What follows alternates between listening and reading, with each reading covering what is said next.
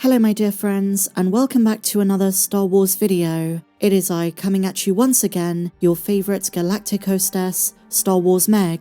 And today we're continuing, I suppose, an inadvertent, unofficial series of videos that really have centred around changes at Lucasfilm. I recently spoke about the firings, the change of vice president, and today we have something pretty shocking, and this concerns the parks. But once again, it's a sign of change, a shift of creative focus. Are they finally listening to the fans? Some have argued this is a red herring, a nothing burger, and not as consequential as you might think. I'll let you decide. So what's the news? Luke Skywalker at last is coming to Galaxy's Edge. Why did they not do this years ago? Why is it only in 2025 Luke Skywalker and R2-D2 are making their way to the parks? And it's not Luke Skywalker from the sequel trilogy, which I will address, given the time period Galaxy's Edge is set during. This is Luke Skywalker during his prime, post-Episode 6, post-Return of the Jedi, during The Mandalorian and Book of Boba Fett. So not what fans call Jake Skywalker, this is the real Luke. Big changes are on the horizon for Galaxy's Edge. Star Wars may be one of the most popular franchises of all time, but its respective theme park land has garnered mixed reactions since debuting in 2019. At two separate locations, Disneyland Resort in California and Walt Disney World Resort in Florida, Galaxy's Edge transports fans to the remote Black Spire outpost on the planet of Batuu. And because the immersive experience centers around the time period between The Last Jedi and The Rise of Skywalker, Star Wars fans were very surprised to learn we're not getting Luke's Force Ghost. We're getting a Luke that is earlier in the timeline post-Episode 6. Unless they're taking inspiration from the Expanded Universe and The Last Command, and this is a Luke Skywalker clone. I'm just being silly. But this update could be a very good sign that Lucasfilm is finally listening to fans, especially park-goers, who've been saying for quite some time, it's time to expand Galaxy's Edge beyond the scope of Episodes 8 and 9. And maybe the failure of the Galactic Star Cruiser was a factor in this. I don't know why it's taken them so long, but fans who vote with their wallets have proven time and again, we will spend money on characters and stories we love. The original trilogy, the prequel trilogy, and in this case when you're talking about Luke, when he showed up in The Mandalorian Season 2, say what you will about the deepfake, how he looked, it was such a viral episode and the fandom went bananas.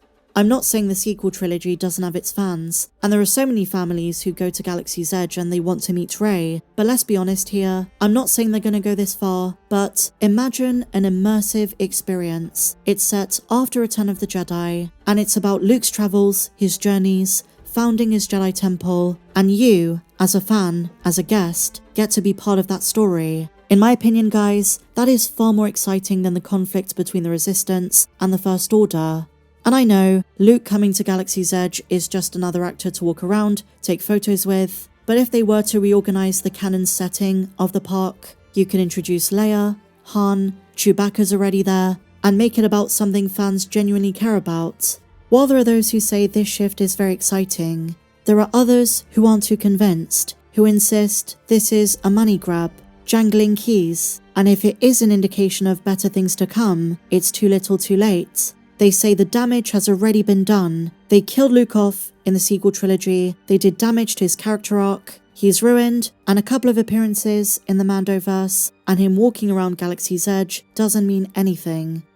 But if we're talking about moving forward, looking to the future, being skeptical of Lucasfilm but also hoping for the best, if this is the beginning of wider change within the company, and maybe we'll see some of this reflected in the live-action content, then perhaps this is something to celebrate. So, a video shared by the official Disney Parks account shows a cloaked figure approaching the Millennium Falcon, accompanied by R2-D2, and it's captioned with the iconic line, "A Jedi, like his father before him." This is a real departure from the established timeline, a significant shift for Galaxy's Edge. It is just speculation, but is this an indication Disney is willing to bend, or maybe even abandon, the canon centering around Galaxy's Edge? Since 2019, it's faced a lot of criticism for feeling too static.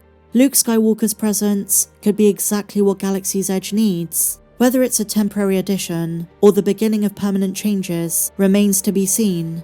So here are a few reactions. This is Josh from Den of Nerds. He says, is this a sign of actual change at Lucasfilm? A few folks don't want to jump the gun and they say it's just the parks. The Stupendous Wave says, I pray. This person says, well now it's just any characters walking around. I guess they have Vader at the photo op. Go all in. And it is true, like I said, it could just be another character for the parks. We've had Mando, Fennec Shand, Boba Fett. It could mean absolutely nothing. And I have to agree with this comment. It's absolutely insane this wasn't the case from the first day that park opened.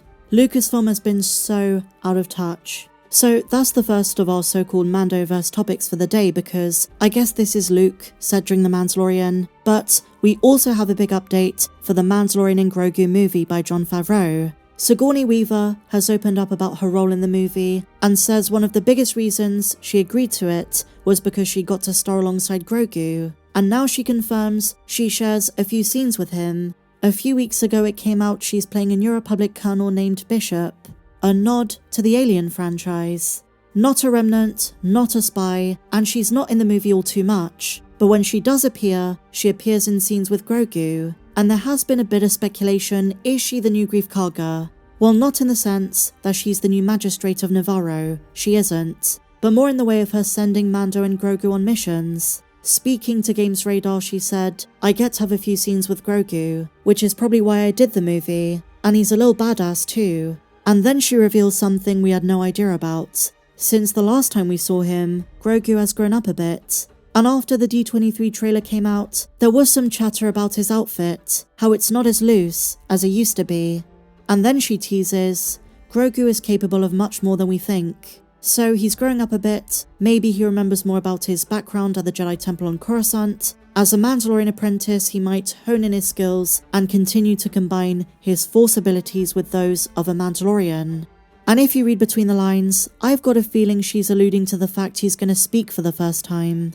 I have a good feeling that's how the movie ends. And then Sigourney Weaver talks about the plot. She says, quote, I play a wonderful character who is, in a position of authority, and I have to send the Mandalorian out on a mission on the Outer Rim, and bad stuff happens. We've already heard rumours about Rot of the Hutt, Embo. There were some rumours about Mando infiltrating a remnant base and taking out some stormtroopers. And now with what Sigourney Weaver is saying, by all accounts the Mandalorian and Grogu is action-packed. And to be honest, it's sounding really fun. The leaks and rumours have admittedly been very strange, but very little about the central plot has been revealed, and so I think it's going to make a lot more sense when we get our first public trailer.